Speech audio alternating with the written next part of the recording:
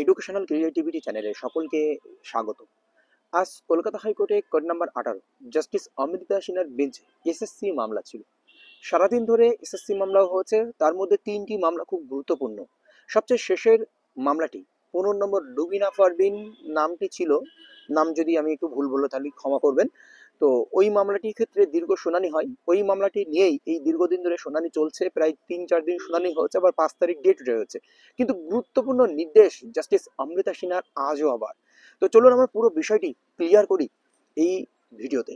তো প্রথমত 7 নম্বর 8 নম্বর আইটেম যেগুলো ছিল নন টিচিং স্টাফদের নিয়ে, সেই নন টিচিং স্টাফদের মামলায় যেখানে টেন্টেড লিস্ট প্রকাশ করতে হবে, কারণ অনেক টেন্টেড লিস্ট রয়েছে, এক্সপায়ারি অফ প্যানেল, এবং যারা ওয়েট লিস্টের ক্যান্ডিডেট রয়েছে, যারা নন টিচিং স্টাফে, তারা মানে দুর্নীতির শিকার হওয়ার জন্য তারা চাকরি পায়নি, সেরকম একটি অভিযোগ ছিল পিটিশনারদের পক্ষ থেকে।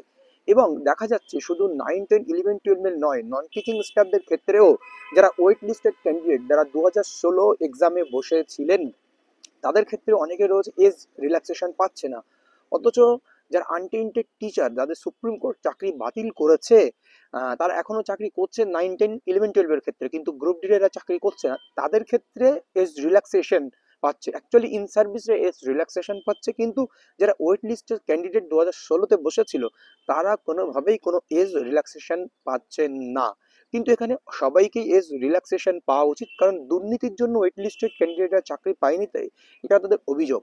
তো সেই জন্য আজ এই মামলাগুলো ছিল, সেখানে এজ রিল্যাক্সেশন যাদের দেওয়া হয় তার অর্ডার দিলেন, এবং টেন্টেড লিস্ট প্রকাশ করা থেকে শুরু করে নন টিচিং স্টাফদের দুর্নীতি সংক্রান্ত যে সমস্ত বিষয়গুলো ছিল, সবগুলোতে আহ, আজ বিচারপতি অমৃতা সেন হস্তক্ষেপ করলেন। এবার সবচেয়ে গুরুত্বপূর্ণ বিষয় যেটি ছিল যে 10 নম্বর দেওয়ার যে বিষয়টি, এই 10 নম্বর দেওয়ার বিষয়টি, মামলাটার শুনানি আজ সেকেন্ড পর্বে শুনানি শুরু হয়। সেখানে সিনিয়র অ্যাডভোকেট অনিন্দ কুমার মিত্র উনি শুনানি করেন, প্রায় দীর্ঘক্ষণ শুনানি করেন। আজ আপনারা জানেন 32,000 মামলার জন্য সবাই ওই দিকেই ব্যস্ত ছিলেন, 32,000 শিক্ষক শিক্ষিকাদের জয় হয়েছে, এইদিকে এসএসসি মামলায় ততটা আজ সবার খেয়াল ছিল না।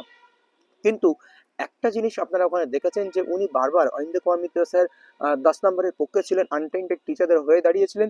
তিনি বারবার বলছিলেন যে সিনিয়র অ্যাডভোকেট বিকাশ রঞ্জন ভট্টাচার্য যেটি জমা করেছেন সেই সমস্ত বিষয়ের উপরে ভিত্তি করে তুলে ধরেন, এবং 10 নম্বরটা তাদের কেন দেওয়া প্রয়োজন, এক্সপিরিয়েন্সটা খুবই গুরুত্বপূর্ণ বিষয়। আর যেটি এটা হচ্ছে লেজিসলেটিভ বা লেজিসলেটিভ, এটা ঠিক করেছে, যেখানে রাষ্ট্রপতির রাজ্যপালের সিগনেচার রয়েছে, রাজ্যপাল সমর্থন করেছে, সেখানে কোর্ট এটাতে হস্তক্ষেপ করতে পারেন না। এই সমস্ত বিষয় উনি তুলে ধরেন স্পষ্টভাবে। 10 নম্বরটা কেন গুরুত্বপূর্ণ বিষয়, এখানে আপনি হস্তক্ষেপ করতে পারেন না, সুপ্রিম কোর্ট এতে হস্তক্ষেপ করেছে।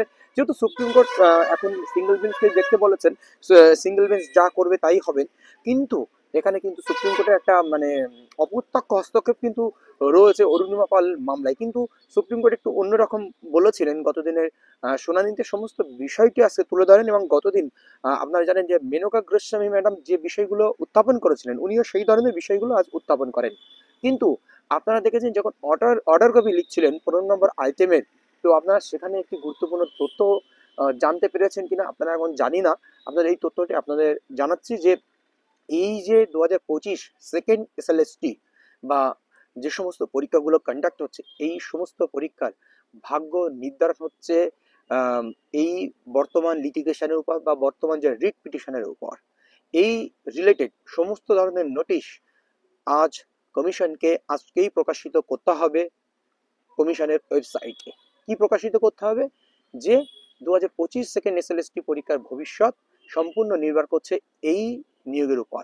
তার যদি নিয়োগ প্রক্রিয়া শেষ হয়ে যায়, তখনও যদি জাজমেন্ট না আসে, তখনও এটা অ্যাপ্লিকেবল হবে, সেটা বলা হয়ে গেল। তার মানে যদি এখন কমিশন চাকরিও দিয়ে দেয় 9, 10, 11, 12 টিচারদের, তাও এই জাজমেন্টের উপরে 10 নম্বর ডিপেন্ড করছে। সেহেতু কমিশন কত তাড়াতাড়ি শেষ করবে, এটা একটা বড় কারণ হয়ে কিন্তু এখানে দাঁড়াচ্ছে।